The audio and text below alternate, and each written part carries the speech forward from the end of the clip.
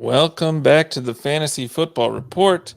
I'm Blair Andrews, joined as always by Hasan and Kevin. How's it going, guys? What's up, guys? Week two, coming to the book, coming to the end here too, which is nice. This was a complete reversal of last week. Joe King immediately capitulating. I was wrong on Bowers. Wanted to get that one out. We did have a Bowers discussion wrapped up with a lot of TE takes. Well, the good news is, Joe, just to give you a heads up, that entire team is in pretty deep, dire straits by virtue of also not having a running back. And had we taken James Conner, could he use his multiple touchdowns? So it's neither here nor there. I think we got a combined 17 points out of our running backs. But yeah, so before we get into it, guys. So it looks like there was a pretty big reversal from what we had last week. The running backs matter. Running early on first and second down as a result of the two high safety. A bunch of narratives from week one where people were trying to be smart seem to have been completely kind of a little bit more or less kind of went the opposite way this week. Which is why I personally say that you should always be overreacting in a comically cartoonish way to week one. Otherwise, you're just in danger of trying to sound too smart and coming out way wrong. But so I wanted to get your guys' takes on all of this as we head into this. Yeah. Well, I mean, do we want to talk Malik Neighbors? Or we want to talk our actual fantasy teams? Is he on the two teams we drafted? He's on one of them, right? Yeah, he's on the first one, I do believe. I mean, Bowers obviously was good, and that kind of makes up for us not having a running back two on that team. But really, I think before we go there, right? Like, let's just talk really quickly on how, man, it's been 2 weeks and like the initial data, and I know he's not on our show sheet, so this is one of our Kevin's getting used to how Blair and I just will start cooking on whatever. Before we get really cooking on neighbors here, like on a scale of 1 to 10, where are you guys on the Zach Moss, Chase Brown splits? Because that was someone who we felt was going to be plug and play RB2 on that squad, right? If anyone wants to go back and re-listen to it, but he has been genuinely outsnapped, outtouched by Zach Moss. I think at one point at the half today against the Bengals, it was 22-5, right? Like, was the snap going at the half. Like panic level there for you guys. Yeah, so it looks like we have 33. Oh, sorry, that's week one. Don't have snaps yet in the Monday review tool. Don't even have data in for week 2 yet. Sorry. But yeah, certainly something to be concerned about. This is a conversation we had coming into the game about whether to play Chase Brown or whether to play Tajay Spears. It turns out the answer was neither. But Tajay Spears got us 3 more points, so I guess the answer was Spears. Yeah, Spears ended up leaving the game with an injury, I believe. So kind of unfortunate there. Anyway, but yeah, Chase Brown clearly playing behind Zach Moss in both of these 2 weeks. I think that's problematic.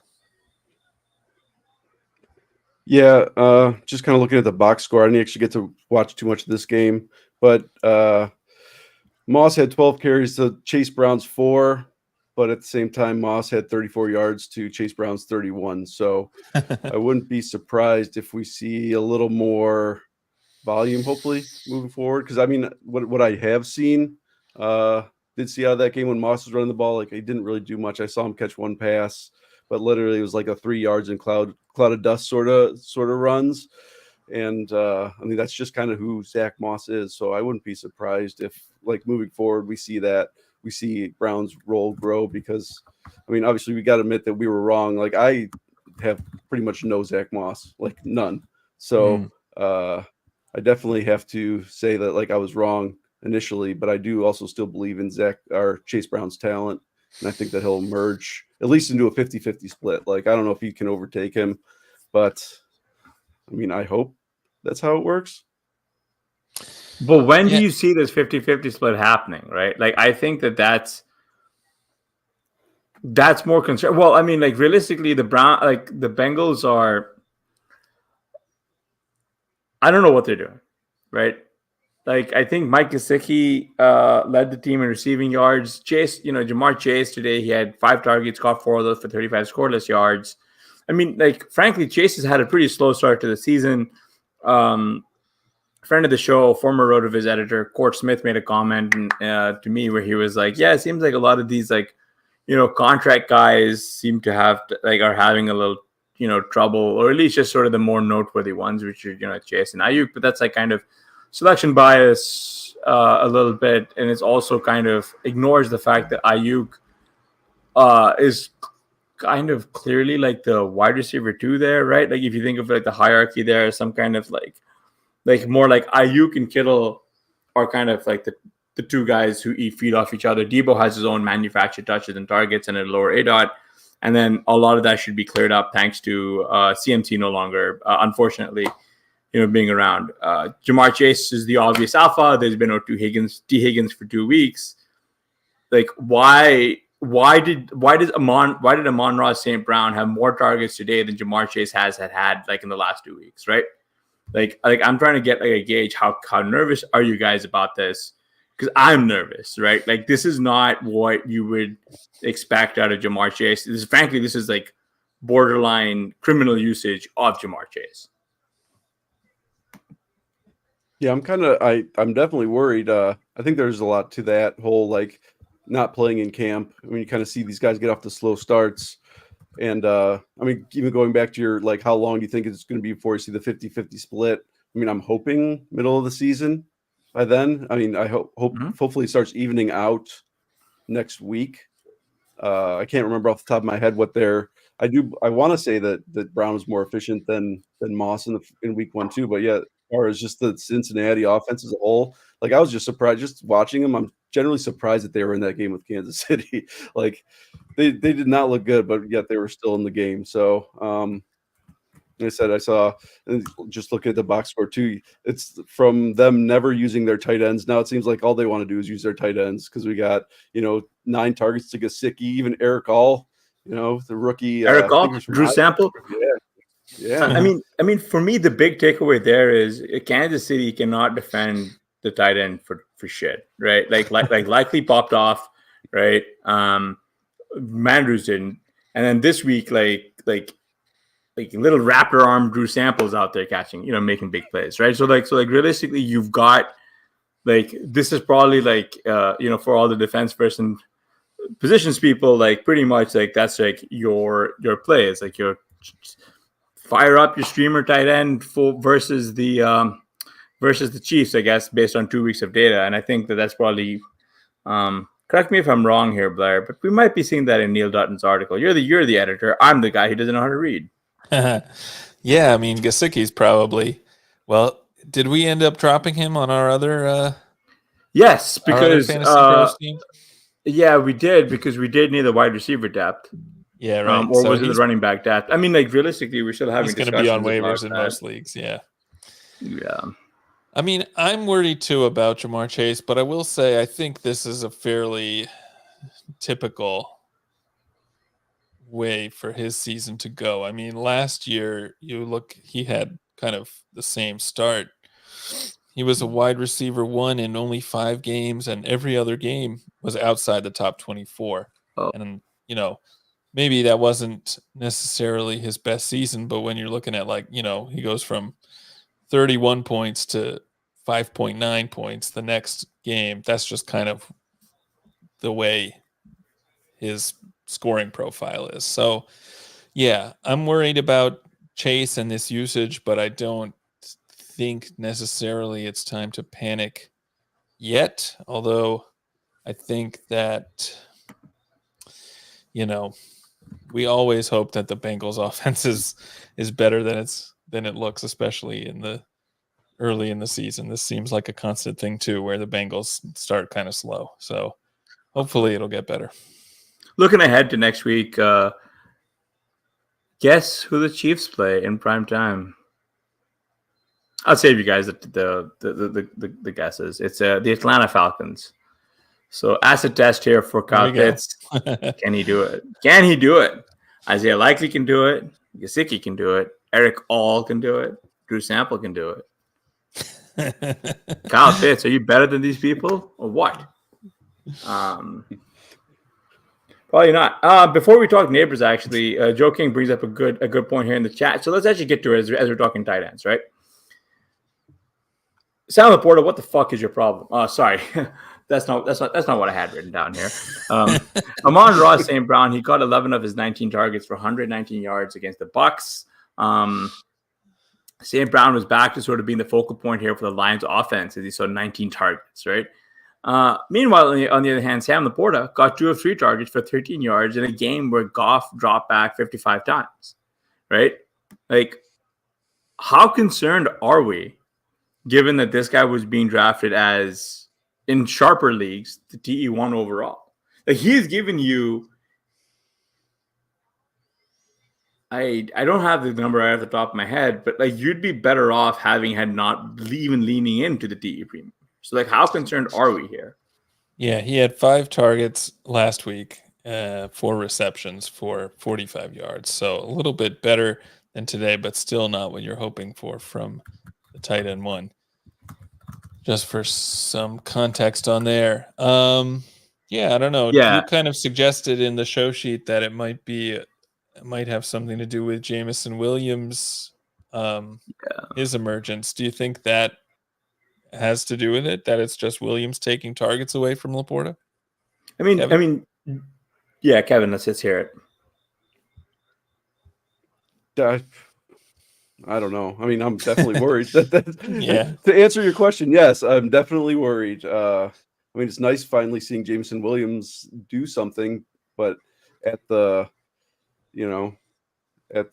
cost of Laporta not producing is pretty rough, because I mean, after the rookie season he had, it was just like wheels up. We know that tight ends are, just along with pretty much everybody, they generally do better in their second season. We generally see that jump. So kind of projecting that jump, just a jump forward in year 2 was something that was logical to say, okay, he had an awesome season, but like there's still room to grow. He didn't hit 100, or he didn't hit 1,000 yards. Like, he could still grow. And then with the uncertainty about Williams heading into the season, like, nobody really, I mean, people were hoping that Williams hits as a top 12 pick, a couple of years ago, but like, I wasn't expecting this. So it's cool to see Jameson Williams do it. I'm very happy about that, because he's another guy we like. But like I said, with 55 targets, you would hope that things would be a little more even in that offense. And, through 2 weeks, it's not looking too good for Laporta right now.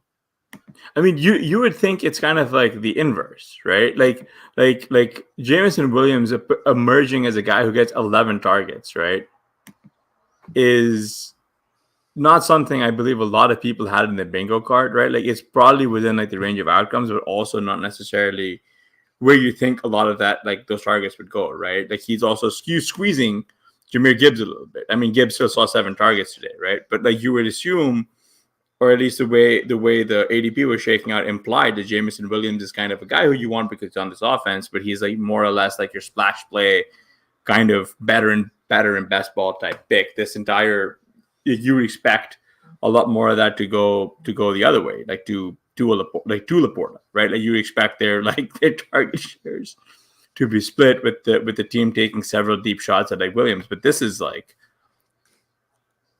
I'm not panicking. I'm not. It's just really frustrating when you spend. I mean, realistically, what does hurt you a lot more in fantasy is when you stop getting these first round, like these earlier picks, when you don't get the kind of contribution that you're expecting out of them, because that's how you lose the matchups before you head into the buys, right? Like, there's like, especially in shortened seasons like the FFPC, looking at like, a 1-3 or an 0-4 start as you head into the bye weeks is very difficult for you to climb out of that hole.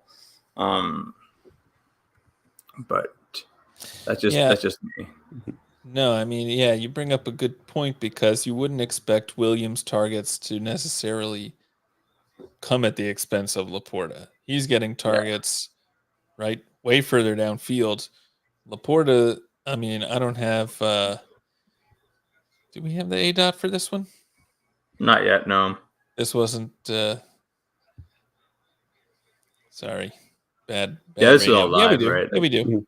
What we do? Yeah.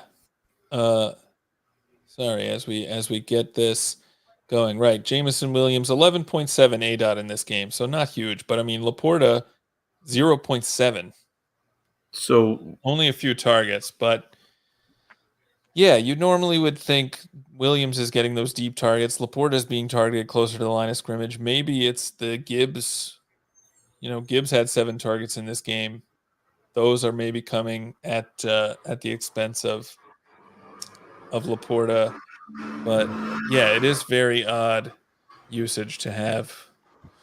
I mean, it's odd for anyone to get 19 targets in a game. So I definitely think St. Brown's target share is not. Well, St. Brown sustainable. unfortunately did pick up a slight injury though. So something to monitor as we go through. I think everyone they're saying that he'll be fine, but again, it's going to be a very tough year for people who drafted Laporta early. If Sam, especially if Sam Laporta is learning how to speak blocking. You know what I mean? Like it's going to be like that's not what we want. Anyway, to that end, let's get back to the more exciting guy who you want to kick the show off with. Gavin, take it away. So we had Malik Neighbors with a whopping 64% target share in the New York Giants offense. So, I mean, he didn't have a bad week last week, but I mean, this is the week that we were looking for from Neighbors. So, I mean, 18 targets, 127 yards and a touchdown. He could have had a bigger day, but Jones missed him deep. So where are we thinking on Neighbors for the rest of the season? I mean, is this like Commanders got lit up last week by Baker Mayfield? Is this a Commanders thing? Can we expect this to keep going, or what's going on? I definitely think the Commanders have problems that they need to fix on defense. No question about that. But I mean, Neighbors was really promising last week and looked really good on most of his targets this week, or most of his catches. I think that one drop at the end was pretty big and would have been nice. But yeah, I think what's interesting is when you look at Neighbors, like 18 targets is something you don't see rookies getting a lot outside of Nakua last year. Like even Harrison today had a great game after putting up a dud. Yeah. But he only had 8 Oh, wait, targets. hang on. Wait a minute. You mean to tell me Marvin Harrison Jr. a week after everyone was concerned trolling over his lack of speed, just not being good, got completely shut down in the first 4 minutes of the game? What? How surprising. Yeah, but I mean, even when you compare these two performances, maybe you prefer what Neighbors did, even though Harrison probably scored more fantasy points with those 2 touchdowns. All of Harrison's production came in the first quarter, and then they kind of, I think he still got a few targets after that, even in the red zone or in the end zone. But the Cards didn't have to do anything, though. That's true. The Rams got punched in the mouth, and then they had nothing left, right? Like the Rams have unfortunately lost Cooper Kupp. He was seen wearing a boot. It sounds like he is going to be week to week. But again, I mean, I don't know what to say there because it does not sound week to week. Like the fact that he had to leave mid game somewhere, no one knows. Like apparently, Jordan Rodriguez, the beat reporter was like, "I'm desperately looking for Cooper Kupp, and he's nowhere to be seen on the sidelines." Like, oh snap! Sorry. And then all of a sudden, you're hearing now, Kupp's probably going to be out, Nakua's out. Like Stafford still kind of tried to make it work, but at the same time, the Cards knew they didn't really need to do anything. You know what I mean? That's a fair point. like Trey McBride's like touchdown came on like some kind of broken play and like in the end zone where he picked it up, and that's actually that's actually nice to see. Is that like McBride still got targets despite them being this far up? I think that's my bigger takeaway. You know what I mean? Like Marvin Harrison could have had a massive day, dude. Like, but I think I'm with you. I think I'd much rather have like Malik Neighbors right now in redraft, especially. Like I think like Wandale was lucky to have got that touchdown. Singletary is lucky he broke off one, but like Daniel Jones is good enough that he can make this work. This feels very much like he's gonna be like the focal point, and like you're just gonna want that. And he's good. He's dynamic. He's a good player, right? Like obviously Harrison's good. He looked good today. He can do stuff in the NFL. He'll be fine. But when you have a guy who's commanding such a high share of an offense, even if it's not a very good offense, and he's also dynamic and can be efficient. Yeah, I don't know. That's tough. If you're trying to redraft the 2024 rookie class, are you definitely taking Neighbors ahead of Harrison now? Is the question. I don't think so. I think I'd still take Harrison just because, I think I'd rather have Harrison. Like, it's not that much of a difference, but like I'd rather have Harrison. Kevin?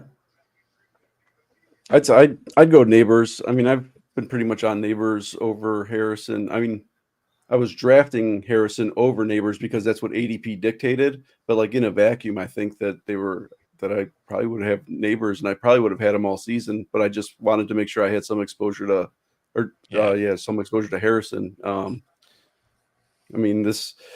I think like the way that I looked at it, I mean, it's kind of going back a little bit. Harrison reminded me so much of AJ Green when he came out. Like, and a lot of people were saying that. It's not like I'm alone in that. And it was almost like the AJ Green versus like Julio Jones. AJ Green got picked first, but like I don't think you're going to find very many people that say that AJ Green was better than Julio Jones. So that's kind of what I was comparing it to, and kind of how I felt was like a similar situation coming into this year. Right. That's an interesting one. I mean, Neighbors.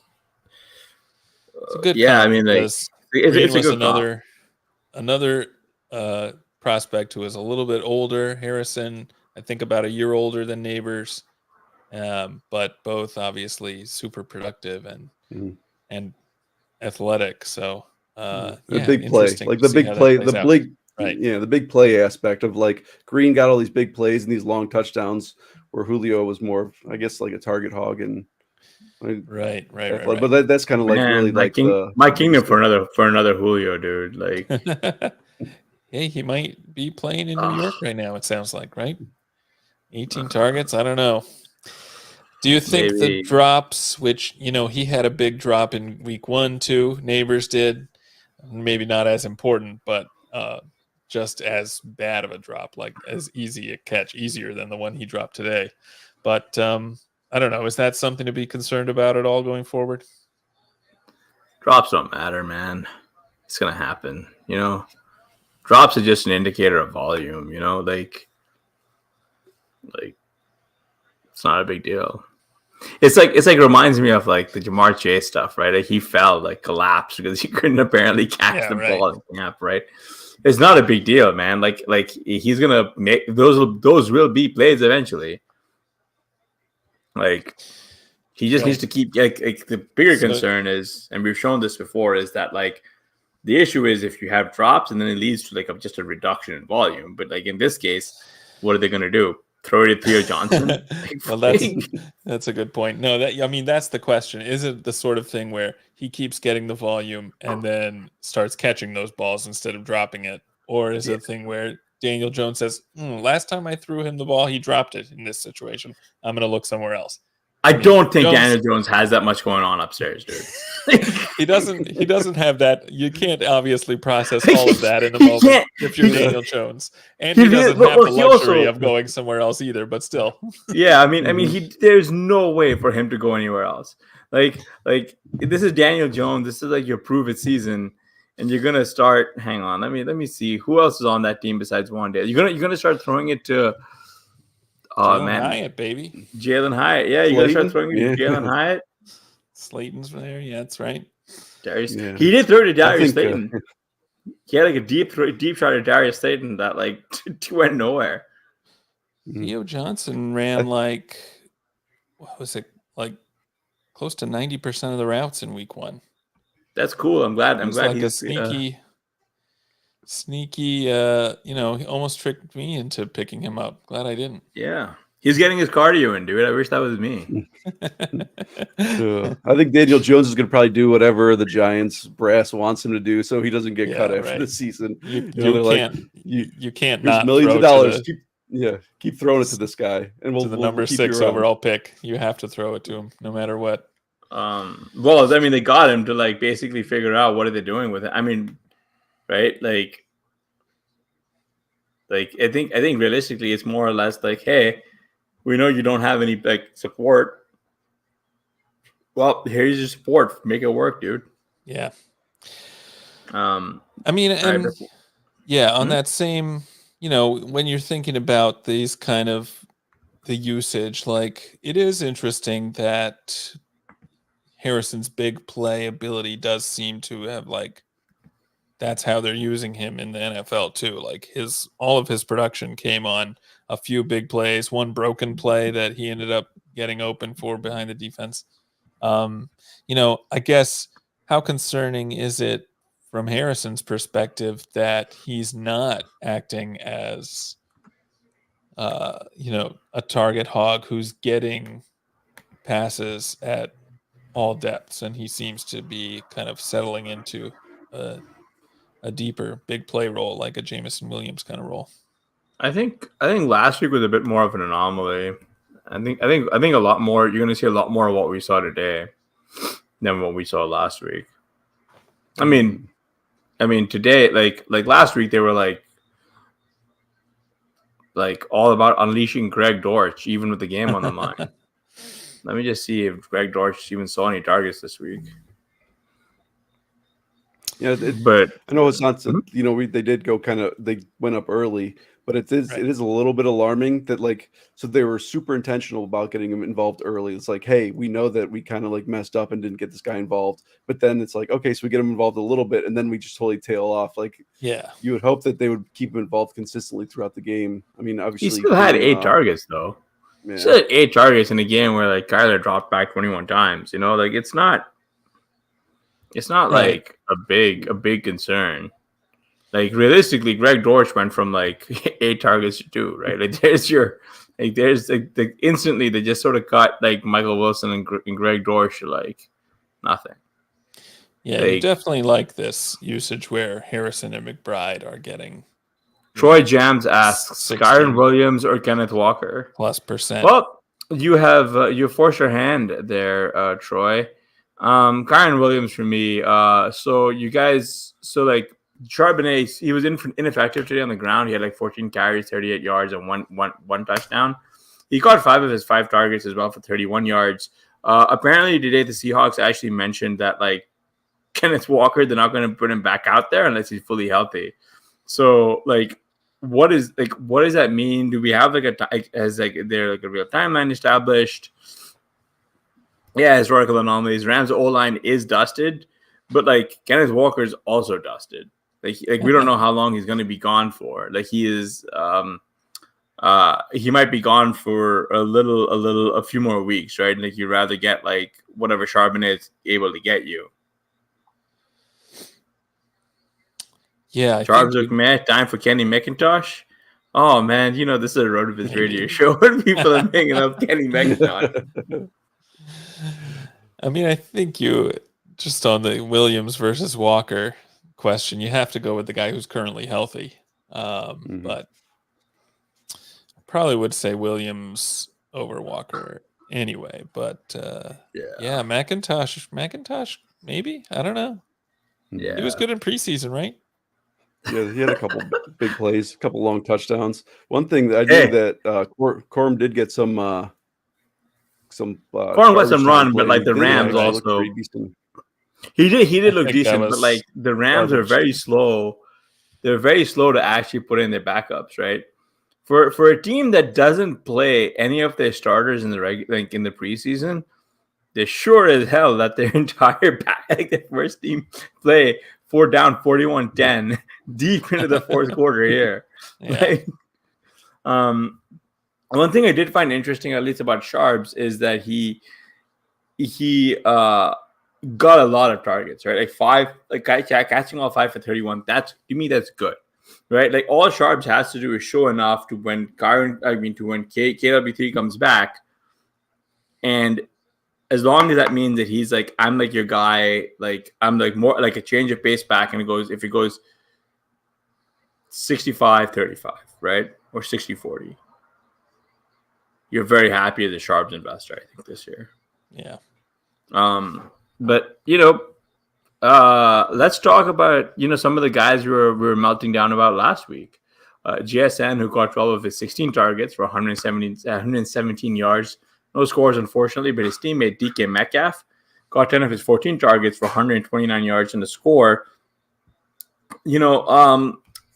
Leaving aside the fact that I accidentally, intentionally benched DK Metcalf for Xavier Worthy and paid the price.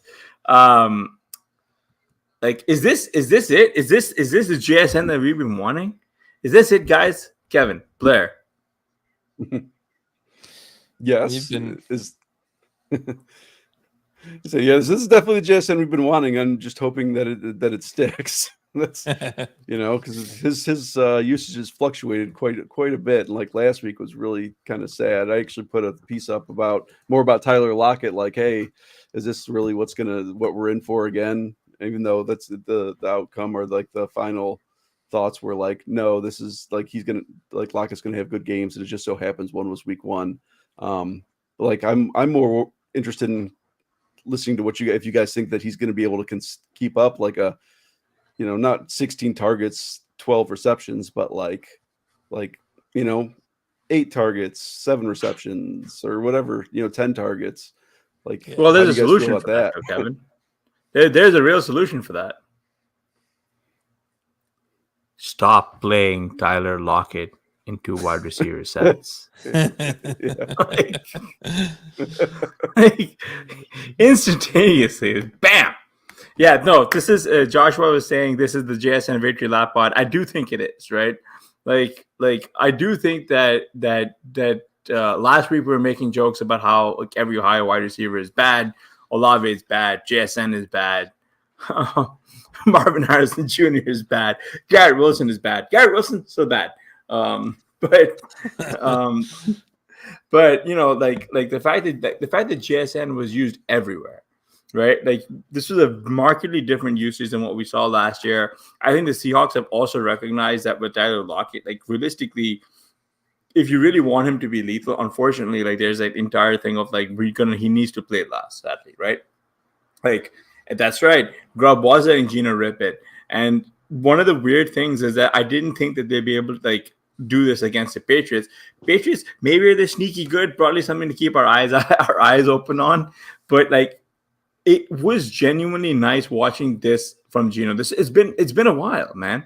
Like realistically, like when you guys think back to last year, like all you got to see was like the Seattle Seahawks just sputtering to the absolute worst end to the season that you could ever see. They went from like this like 8-game ridiculous awesome pace to like this screeching train wreck of a team. And you guys remember this, right? Like, yeah, I'm seeing some confused faces. Kevin, Blair. But yeah, so it's just one of those things that like it's nice to be back to like a pass. Like as long like the Seahawks are a very dynamic team, and as long as their pass rate over expectation remains positive, man, these guys they're gonna eat, dude. They're gonna eat. And JSN, I'm here for it, man. Like we paid a premium. This was baked in, but I don't think his upside was truly baked into his ADP. So this is where you have some wiggle room.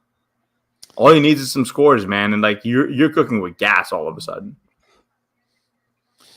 Yeah, this was encouraging. Not only that they kind of threw the ball a lot more, but also Smith and Jigba's usage. Like he actually led the team in air yards this week.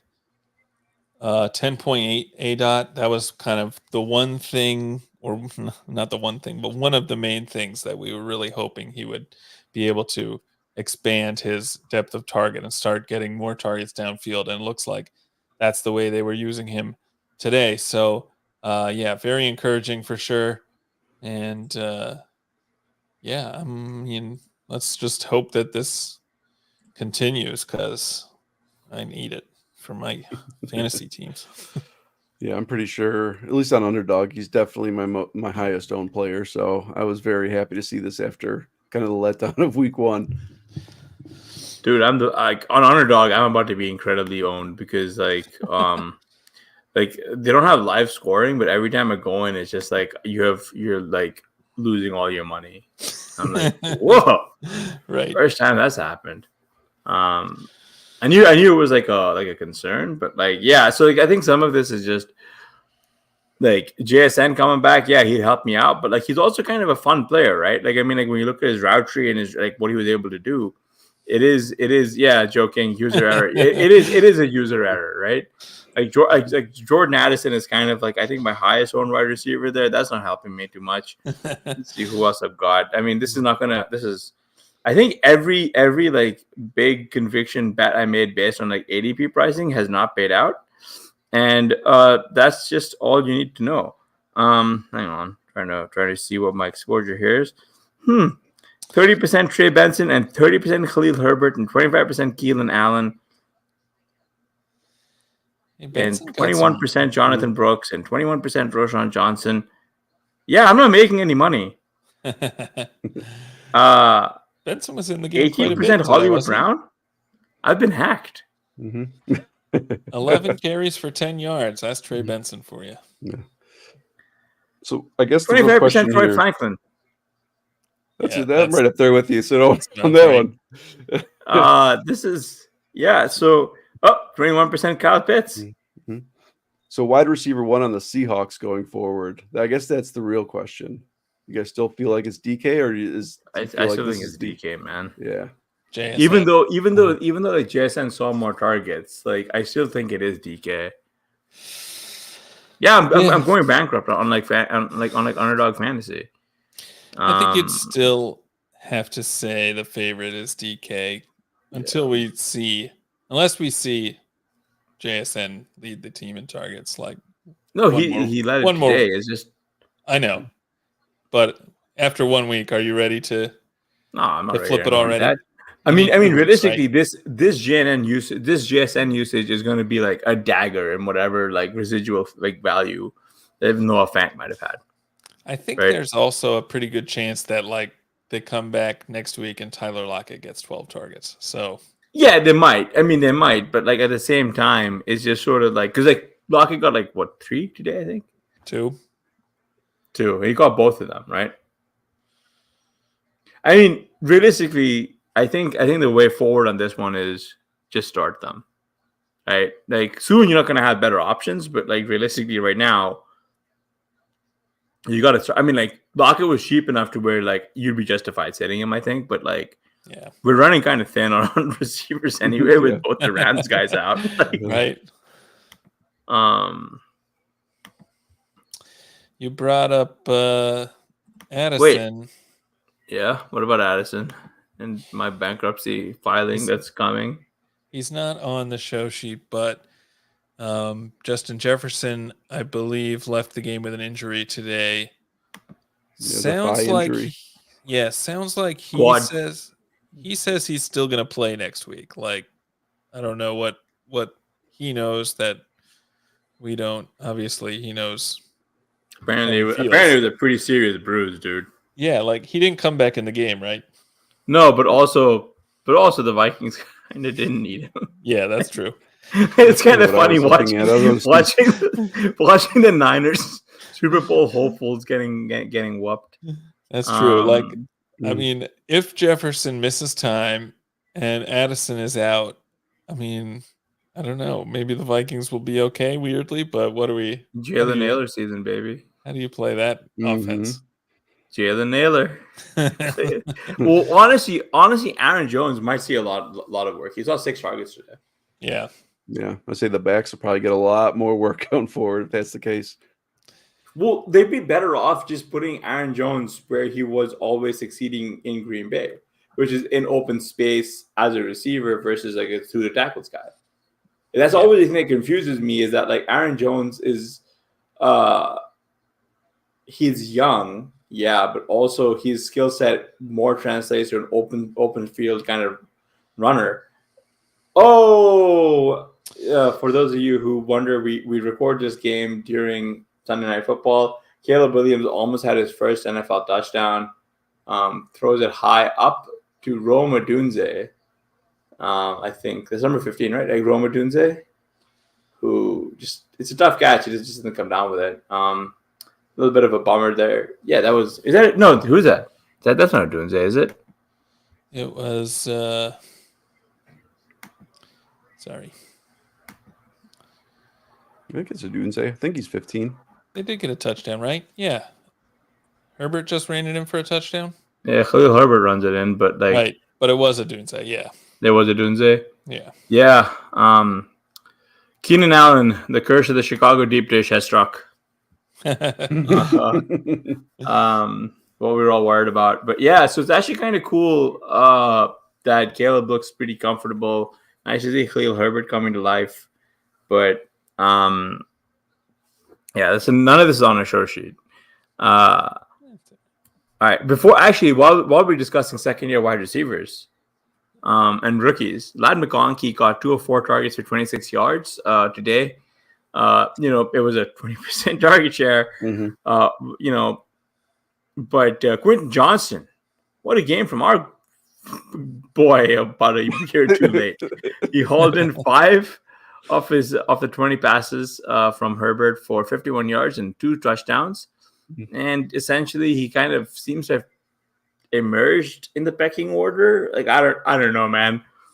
Like, how are you guys playing this wide receiver core going forward at all?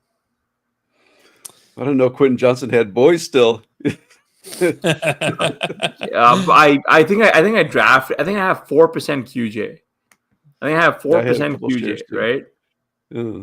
QJ is the only player you guys got wrong. No, joking. That's actually a really good point. Realistically, he had such an inefficient rookie year that he looked more like Laquan Treadwell than like he did look like an actual player, right? Like he looked like he would have been not good in like the flag football in the 2028 Olympics, right? Like, are you guys ready to say after this, like this performance, which was good, is enough to negate his entire rookie year, and we're back on board? No. Like, I'm thinking next week he's going to come out and have 1 catch for 10 yards on 4 targets. Yeah, I know he did put up some good evasion. That was one of the takeaways that I had in the advanced stats in week 1. So I said he was somebody to keep an eye on, but I said don't go running into your dynasty leagues and start sending out trades for him just yet. But I mean, when I saw that, he popped off with a touchdown right off the rip, I was like, okay. So like, yeah, monitoring him, and it's a new coaching staff. Like, I don't think there's going to be a ton of points to be had all around, but I don't think that he's dust. Like, I mean, I just pretty much completely wrote him off after his rookie season. Drafted him a few times in Charger stacks, but I didn't have many of those either. So, like, yeah, pretty much wrote him off. And now he's proven me wrong. I will say that I'm happily wrong on this as of right now. So back on that, right? Like, we know this is going to be a fairly run-heavy team, but like just a little bit, just away from the jokes and everything else. Like, it's amazing what J.K. Dobbins is doing right now. Right? This is ridiculous. 200 yards. This is insane. This is so impressive. This is the Dobbins we were hoping to get when we were, when he was a rookie when he was a Raven, man. When he was a Raven, that's right. And he showed some of this promise, I think, but we really never got to see him play. But and then now we see him doing it after multiple leg injuries, dude. Could you imagine how good this kid could have been had he been healthy? Like, it would have been so cool. it feels like he's only 25 years old, which, for a running back is maybe kind of the tail end of a productive career. But there's a good trade question, Blair. This is for you actually. I traded Breece Hall and Jaden Reed for Josh Jacobs and Garrett Wilson. Did I win? You want to talk a little bit about your Garrett Wilson discussion? From earlier today. I mean, I love Garrett Wilson, and I wrote him up. He was the cover boy of the Wrong Read article that I published yesterday, where I was saying he was going to be the explosive player that was going to take down the Titans. I completely forgot about Braylon Allen. Big mistake on my part. That was just, I should have seen that coming. I mean, I love 3 of the 4 players in that trade. Josh Jacobs is the one who, I mean, it has been proving me wrong this season. So he's actually been quite good. So yeah, because they've got no one else. I mean, like realistically, like RB like a volume is a volume position, right? They've got no one else. Willis kind of was like, he was not as bad as we expected him to be, but he still wasn't good. So it was bad for Jaden Reed. I think trading Jaden Reed away, maybe was smart after Love got hurt. Love's aiming to be back by week 6. I don't know if he's gonna be back, but yeah, right.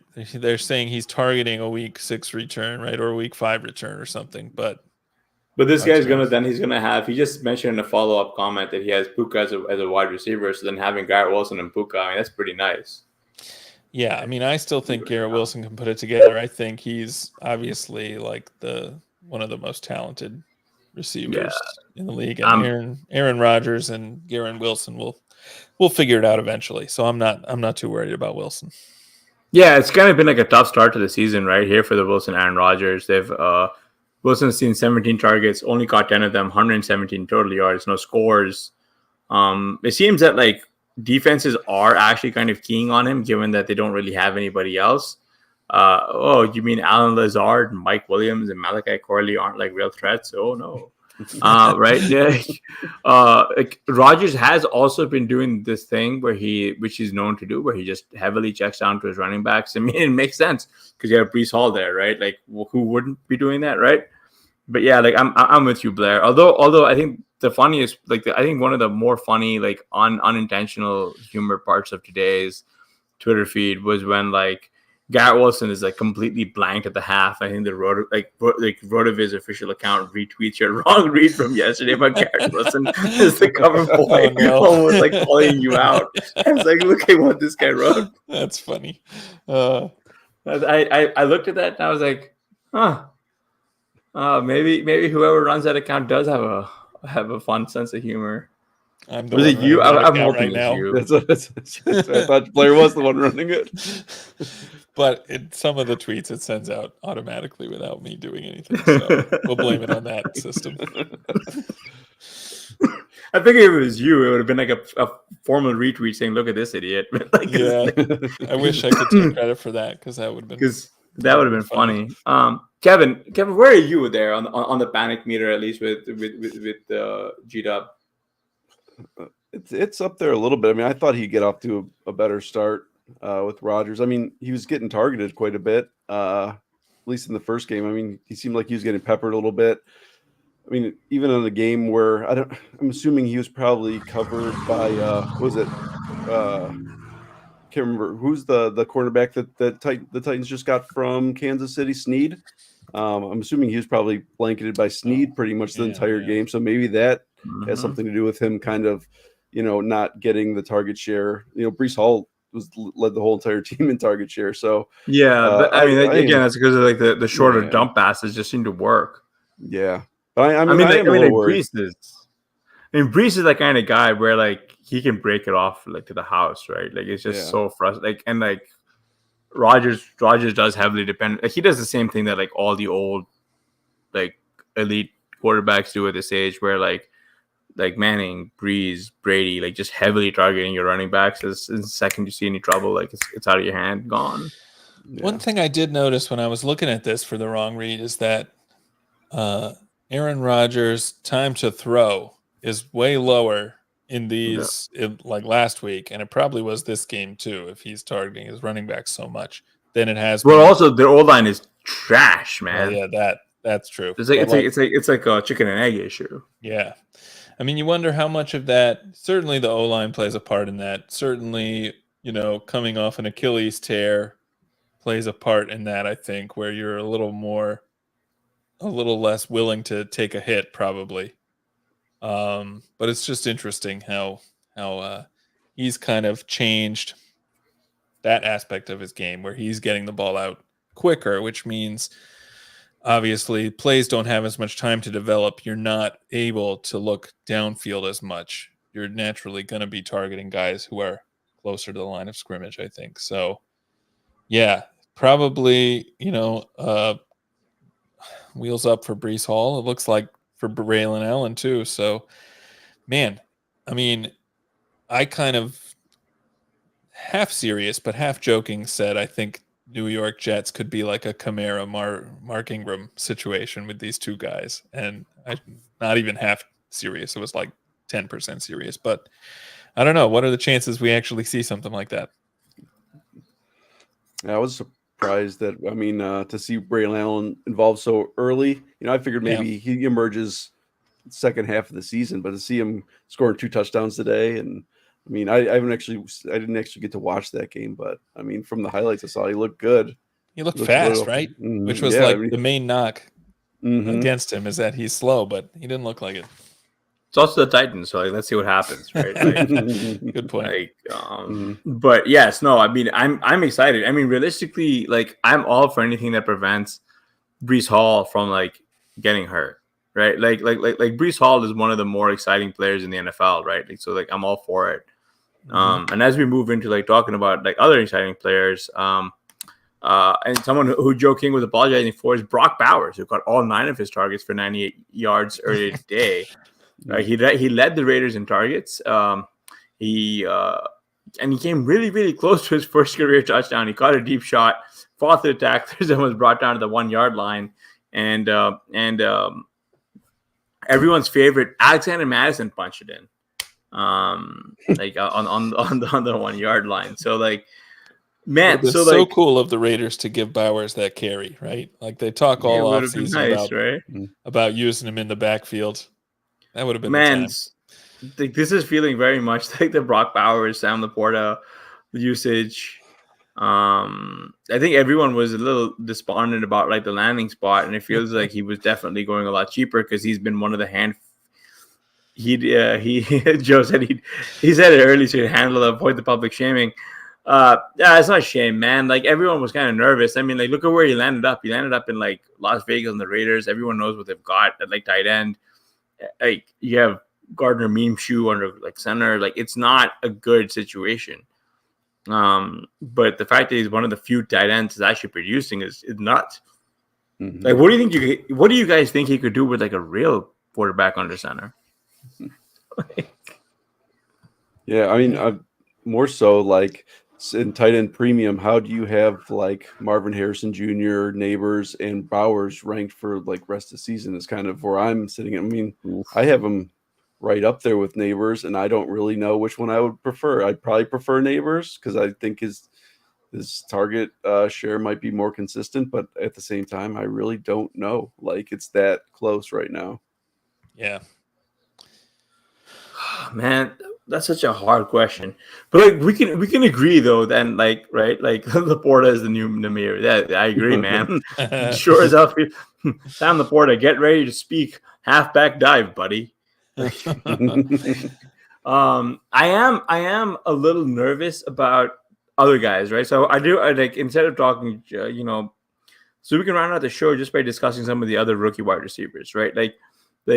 Keon Coleman was on a milk carton this week.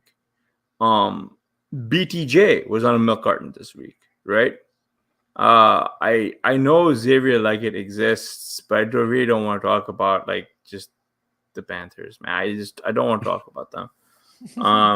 Rome Odunze is also, he's doing fine. It's just, behind DJ Moore is a little tricky. Even now that Keenan is out there consuming 8 different Chicago dogs, right? I'm hopeful and optimistic that like Caleb can actually score, like can support him. And it's nice to see him get goal line targets, but like, optimistically, you'll see something more out of Odunze as we go along. So I was like curious, like behind those three, Marvin Harrison Jr., Malik Neighbors, and Brock Bowers, who make up this big tier. What are you doing with the rest of these guys? Well, I think right now, BTJ is probably the next one up. I mean, he was on a milk carton for the majority, but I do believe he still had 2 catches for like 94 yards, and one of them was just like he just ripped off like a huge reception, I do believe.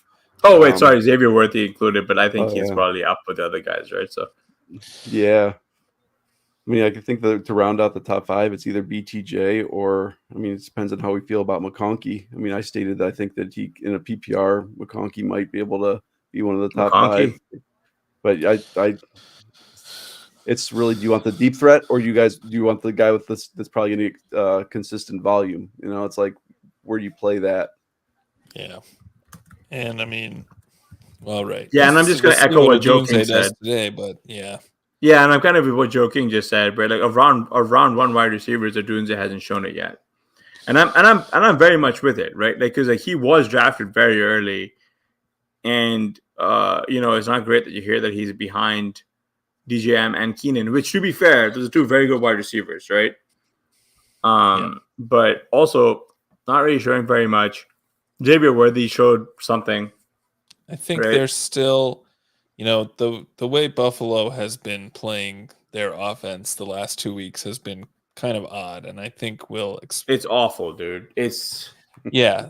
So maybe you would get more Keon Coleman usage going forward. Before we go to Keon Coleman, can we get Dalton Kincaid some stuff? Like, that's he was true. really highly drafted for what he's done, right? Like, he's really been like an absolute dud. Yeah. This is not the year of the elite tight end, even though this was the thing that I think a lot of RotoViz articles came out saying I'm probably one of the main culprits there in terms of touting this. I mean, it's only been 2 weeks, so I'm not ready to give up. I mean, I'm not ready to Mm-hmm. Plus, Brock Bowers was always. Brock Bowers was always your case of emergency tight end, right? Right. Yeah. So Sam Laporta being a disappointment, Dalton Kincaid being a disappointment, Trey McBride sort of jury's still out. McBride was good today. Yeah, elite TE forever. Yeah, that's right, Joe. I mean, like it just gets big. And Njoku got hurt, right? So that's your out there. George Kittle's taken off. There's no reason for us to like really talk about the Niners right now. I think that they're still a team that's like discovering its identity a little bit, but like, yeah, I mean, we should probably talk about what this team's identity is without McCaffrey, because it sounds like there's not really a very clear timetable on his return. No. Like they're hoping 6 weeks, but could definitely be longer.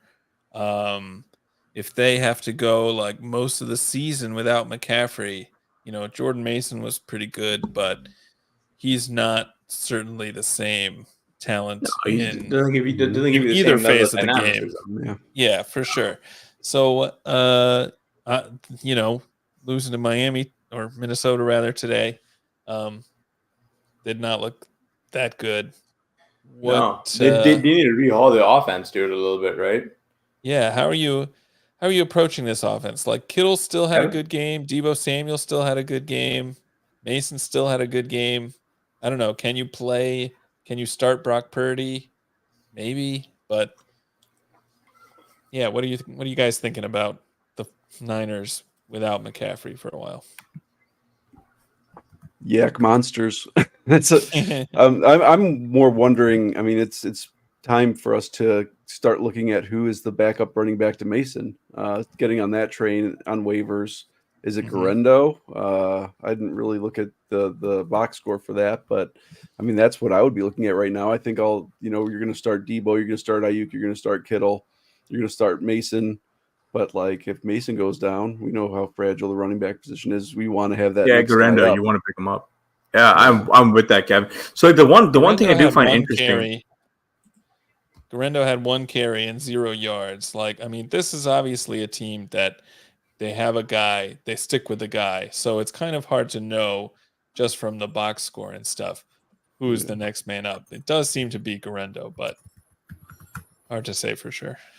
Sorry. Do they have any undrafted free agents on their roster that we're not looking at? Because that's who I would pick. Right. 3rd round guy, no. Undrafted free agent, They had that guy. Oh, they probably got rid of that guy from Schrader. Right, Schrader. Yeah. Too bad. I think he's on the Rams now. Right.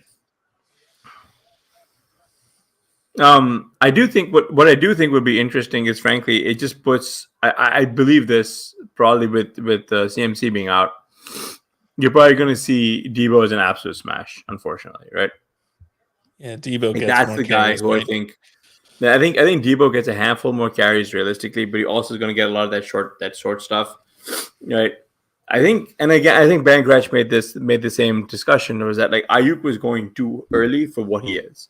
Right, like that was like one of the clearer mispricings I think in this offseason. And it really is, right? Like I think, yeah. So Nick Reza says I think the 49ers will be okay. They basically haven't had Ayuk as well these first 2 weeks. Yeah, no, I'm with you. I think the 49ers are going to be fine. I just think that like we're going to see a lot more Kittle than I thought we'd be getting, right? And I do think this is like more true. If Kittle booms, Ayuk's gonna bust, and vice versa. And because Kittle plays that tight end role, like his value is a little bit higher than Ayuk because like you really need those difference makers at that slot, right? In a tight end premium league where I've got both Dalton Kincaid and George Kittle, like having Kincaid sucks. I was just I've been like beside myself this because it's like.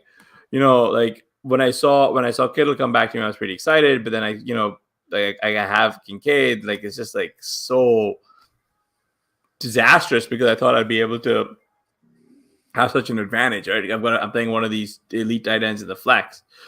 Jokes on me. But again, like realistically with Ayuk, we're still waiting on him to take off. We've seen him do it, right? Like, and that's not to say that he won't. It's just. I really think Debo is a smash here. For me, I think it's going to be Debo is like the absolute smash. Like you're going to be starting all 3, but like you really are going to get like really high end production from Debo. Yeah, I mean, one thing we have seen over the years is that you don't get a lot of games where all 3 of like Kittle and Ayuk and Debo produce in the same game, and a lot of that is because McCaffrey gets so many targets himself. Jordan Mason had 1 target in this game. He's just not that kind of running back. So with McCaffrey out, maybe you do have more games where all 3 of their receivers or the 2 receivers and Kittle can kind of coexist. That would be exciting though. Like, yeah. Right? Mm-hmm. Like I think that would be exciting, but I think it's also like an issue of like you need the other teams to like challenge them a little bit more. Right. And also, I think the Niners also kind of tried to be a little bit more run heavy against the Vikings than they would have liked to have been earlier on because they could have won that game. Yeah. Yeah. Be interesting to see going forward. This is, certainly a team we know with a lot of talented players, and hopefully we'll get some big scores from Debo and Ayuk and Kittle. Around the horn real quick, what are you guys most excited for to see tomorrow, Thursday, as we head into, next Sunday? What are you guys excited for the most? Oh, probably Eagles. Drake London and Cousins, maybe, right? Well, seeing if they can find each other. I'm in the dark right now. Yeah, so I'm in the dark right now because I don't have the game on in the little office that we recorded. So I love watching that. I mean, the Texans team is so fun. I can't wait to jump off of here and watch that game. I mean, I just think that they're just gonna take off. So you guys are lucky you're watching it right now. But like I say, I mean, Nico, just especially doing the advanced stat stuff. Like the one thing that really popped from last year is like Nico was good across like almost all of them. So like. I don't know. I'm happy that I was drafting him as much as I was, and because I didn't really know. That's just something that I just kind of lucked into. I mean, I knew he was good, but I think he's better than I expected. I was a little like, oh, why is he like second round, in a lot of these leagues versus the other guys. And but I was taking him just as part of that offense, and now I'm happy that I did. Cool. I guess for me, I've got two things that I'm going to be looking out for. One would be like really to see if Kirk Cousins took a step forward, because it didn't look like he had much juice on the ball last week, right? Mm-hmm. Like when he was coming out. Second, I'm also just going to be interested to see if this motion stuff that the Eagles are running, is it for real or not, right? And maybe that's the thing I'm more interested in, right? Because they don't have AJ Brown, but will they still keep doing what they were doing against the Packers? Because they played fast and they had a lot of motion, right? Cobra Kai, Kamara, or Jonathan Taylor the rest of the season. Where were you guys all earlier? Anyone else bricked up right now from Osama bin Laden? I don't know what that means. I guess in a sense, I don't know, man. I just looked at some of my fantasy teams, and there's no way to keep it going after that one. I Catch Everything says Kincaid's going to be fine. Cook will be Cook again. Finsby is horrible. Blair is definitely bricked up right now. I can tell. Yeah. Well, I don't know how he can be, considering his Ravens lost to the Raiders. Maybe don't read every comment. It's maybe not as, like Brock Bowers had a good game against the Ravens. That's the only silver lining, I guess. Well, that's So, but to Cobra Kai's point, though, right? Kamara or Jonathan Taylor rest of the season. It's I initially wanted to jump to conclusions and say Anthony Richardson is absolutely terrible, right? But we haven't seen enough of him, because that would have been a fun discussion, right? To have, but realistically, I think part of the reason why they lost today was they're getting a little cute with Jonathan Taylor's usage relative to what they should be using him for. Right? There was a lot less seeing Trey Sermon almost split 50-50. That's not how you win games. And I mean, it's a little frustrating. Yeah, Joe, we didn't have time to get into the Saints. The Saints do look fun. We didn't have time to get into that. Kamara, I don't know, man, because Kamara put up 4 touchdowns. It's very hard to come up to cover that. That's what you need in best ball. It happened so early in the season that I think you can probably overcome that. It's very difficult in the knockout weeks in the pods. But yeah, man, right now, I'm really regretting not having more Saints, right? Not just Olave, Shaheed, Foster Moreau, Kamara. I mean, I have a little bit of Kamara, not as much as I would have liked. Is it sustainable, though? I think that's the real question, because nobody expected this from the Saints. Okay, obviously 40 points a game isn't sustainable, but could they end up being one of the top scoring offenses rest of season? Let's say I'm going to be digging into that a little more tomorrow. Monday review, a little teaser for that. That's already part of the outline of that. Is just really looking into that. Tune in tomorrow morning. But yeah, I mean, full disclosure too. I mean, I've talked to Blair about this. I was trying to come up with article ideas before the season, and one of them was I think the Saints are going to be terrible. I think they're going to implode, and I'm very glad I didn't write that article, because I would look really stupid right now. So I'm glad, but I'm also nobody wants to read about the Saints anyway. So what's the point of even writing this? I mean, you kind of do. It's actually kind of funny because now you got the Cowboys imploding, right? So, but it's exciting. I mean, man, this has been. We gotta just enjoy it for what it is, it's, and if not having enough Saints is why I lose money, then so be it. That's it. But, yeah, I'm willing to go down on that ship too. If I lose Best Ball Mania on the back of not having enough Saints, I'm okay with that. I feel that was the right play to go with at the beginning of the year. I think there's going to be something to be said for there's probably going to be some work that needs to be done in the off season regarding changing play callers and moving to more offensive dynamic and players, but we'll see what it brings. But at this point, I'm just excited for tomorrow and the rest of the season. Definitely. Absolutely. All right. On that note, yeah, we'll call it a night. Thanks everyone for tuning in. Remember to subscribe and rate a review and all the good YouTube stuff, all the good podcast stuff. Make sure to check out everything we've got going on at RotoViz too. You can still get a 10% discount with the code RV Radio 2024, I believe. And yeah, check out all the great stuff Kevin's writing over there, all the stuff I'm writing, and a lot of other good writers doing really cool stuff with the tools and everything. So yeah, definitely worth checking out. And that'll do it from us. So thanks again. We'll talk at you next time.